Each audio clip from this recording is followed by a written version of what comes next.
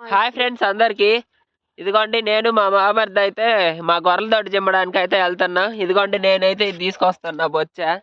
వాడైతే అది పార పట్టుకొని వస్తున్నాడు. దాంతో అయితే ఈజీగా అయిపోద్దని తీసుకెళ్తున్నా. అదిగోండి అక్కడైతే ఉంది మాది గొర్రెల దొడ్డి. దాన్ని అయితే ఇప్పుడు క్లీన్ చేయడానికి వెళ్తున్నాం. ఒక నెల అయితే క్లీన్ చేయలేదు దాన్ని. ఇప్పుడైతే మా దొడ్డి దగ్గరికి అయితే వచ్చేసాము. ఇదిగోండి ఇదే మా దొడ్డి. కంత తీసుకొని లోపలికి వెళ్ళాలి. ఇంకా లోపలికి వెళ్ళి ఇప్పుడైతే పని స్టార్ట్ చేయాలి. చూడండి ఇదే మా దొడ్డి. పిల్లల దొడ్డి కూడా అదిగోండి అక్కడే ఉంది. ఇదిగోండి ఇదంతా మేమైతే అదిగోండి ఆ విధంగా లాగాలి. ఇదిగోండి ఈ విధంగా దీంతో అయితే ఇలా లాగి కుప్పలు అయితే చేసుకుంటాము. చలికాలంలో మేము 2 వారాల తర్వాత అయితే ఈ విధంగా చేస్తాము. ఎందుకంటే ఈ పెంట మీద గొర్రెలు అనేవి వేడిగా పడుకుంటాయి. అందువల్ల మేము ఎక్కువగా అయితే తీయము. ఇదంతా ఒక రోజే తీసేసి బయట అయితే వేస్తాము. మళ్ళా 2 వారాల తర్వాత అయితే దీన్ని మళ్ళీ ఇలాగే చేస్తాము.